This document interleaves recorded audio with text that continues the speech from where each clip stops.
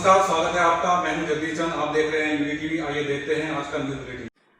LAC पर भारत और चीन के बीच हुई झड़प में भारतीय सेना के 20 जवानों की शहादत के बाद उत्तराखंड से लगी चीन सीमा पर भी सुरक्षा बलों को अलर्ट कर दिया गया है। सेना के जवानों को अलर्ट रहने के निर्देश दिए गए हैं। सूत्रों के मुताबिक चीन सीमा पर ITBP और सेना का मूवमेंट बढ़ गया है। आपको बता दें, उत्तराखंड का करीब 350 किलोमीटर का इलाका चीन सीमा से लगा हुआ है। विशेषकर चमोली, उत्तरकाशी और पिथौरागढ़ जिलों में कुछ चौकियां भी चीन सीमा के नजदीक बनी हुई हैं। बताया जाता है कि गृह मंत्रालय भी उत्तराखंड शासन के साथ पूरी स्थिति पर नजर रखे हुए है। लद्दाख में भारतीय सेना और चीन सेना के बीच हुई झड़प में 20 सैनिकों की शहादत पर उत्तराखंड के मुख्यमंत्री त्रिवेंद्र सिंह रावत ने शहीदों को नमन करते हुए श्रद्धांजलि दी है। सीएम ने इशारा किया कि हो सकता है उत्तराखंड के कुछ जवान भी इस झड़प में शहीद हुए हों। मुख्यमंत्री ने चीन को आड़े हाथों लेते हुए साफ कहा कि एक बार फिर चीन ने दगाबाजी करके धोखा दिया है। सीएम का कहना था कि भारतीय सेना के जवान बातचीत के लिए वहां पर गए थे, लेकिन जिस तरीके से चीन ने झड़प की उससे उसकी नीयत एक बार फिर साफ हो गई है। उत्तराखंड में कोरोना का कहर जारी है। बुधवार को दोपहर तक प्रदेश में 43 नए केस सामने आए हैं। प्रदेश में कोरोना के मरीजों की संख्या अब बढ़कर 1985 हो गई है। आज उत्तराखंड में सबसे अधिक मरीज अल्मोड़ा जनपद में मिले हैं। यहाँ पर 14 लोगों में कोरोना संक्रमण की पुष्टि हुई है। इसके साथ ही टिहरी में 9, नैनीताल में 8, देहरादून में 4, रुद्रप्रयाग में 2, पौड़ी में 1 और उत्तरकाशी में भी 1 मरीज मिला है।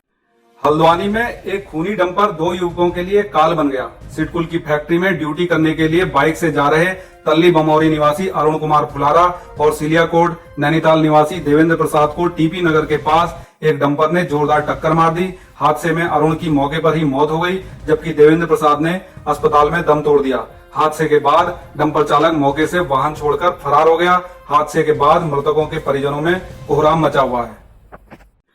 गदरपुर में घर से लापता युवक का खेत में शव मिलने से सनसनी फैल गई।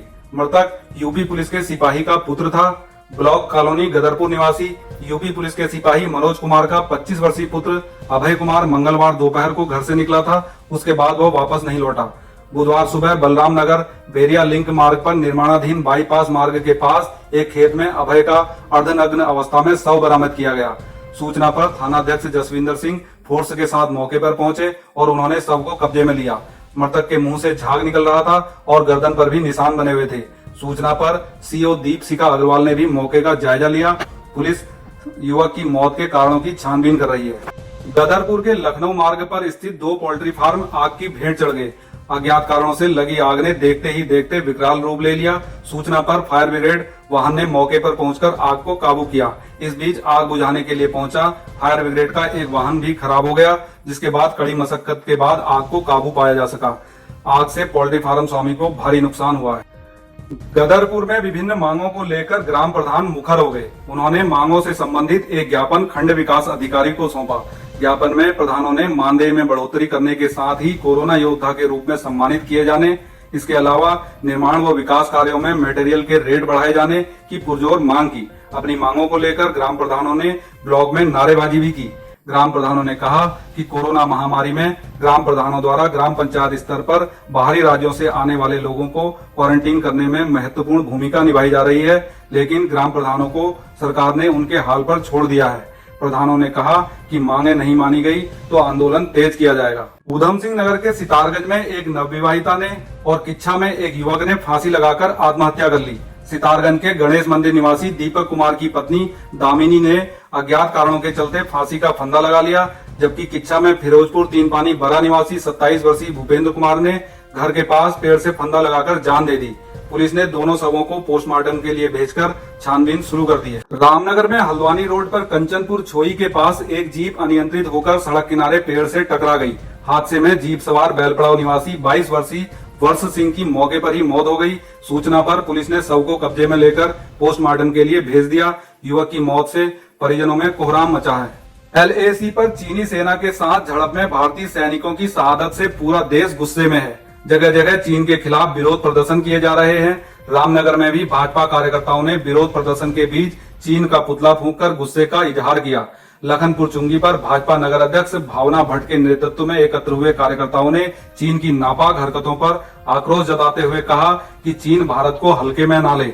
कार्यकर्ताओं ने चाइना की वस्तुओं का पूर्ण रूप से बहिष्कार करने का भी ऐलान किया। चाइना की सेना मुर्दाबाद, मुर्दाबाद, मुर्दाबाद। चाइना की सेना मुर्दाबाद, मुर्दाबाद, मुर्दाबाद। चाइना पे हमारे सैनिकों के साथ जो कल दुर्भाग्यपूर्ण है कि इतना बड़ा हमला किया गया है, जो देश की रक्षा के लिए तत्पर रहते हैं हमेशा, तो चाइना का हमें हर चीज़ का बहिष्कार करना है। हम कोई चीज़ को उनका यहाँ पर इस्तेमाल नहीं होने देंगे। पार्टी के कार्यकर्ताओं ने जनता से भी अपील की है कि चाइना की वस्तुओं का बहिष्कार कर स्वदेशी को अपनाएं। राजीव अग्रवाल, उत्तरांचल दर्पण टीवी, रामनगर। काशीपुर के कंटेनमेंट जोन में दिल्ली से आए एक युवक की होम क्वारंटाइन में मौत हो गई, जबकि खांसी और बुखार से पीड़ित एक युवती ने भी संदिग्ध हालतों में दम तोड़ दिया। जसपुर खुर्द स्थित गौरी विहार की गली नंबर 3 निवासी युवक मंगलवार शाम 4 बजे दिल्ली से लौटा था। बुधवार तड़के 5 बजे उसकी घर पर मौत हो गई। होम क्वारंटाइन में युवक की मौत की खबर से हड़कंप मच गया।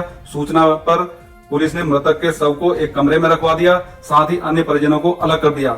बताया जाता है कि युवक का दिल्ली के अस्पताल में इलाज चल रहा था। उधर टांडा उज्जैन मोहल्ले की निवासी युवती की संदिग्ध हालतों में मौत हो गई। बताया गया है कि युवती को 3-4 दिन से खांसी और बुखार था, जिसका उपचार चल रहा था।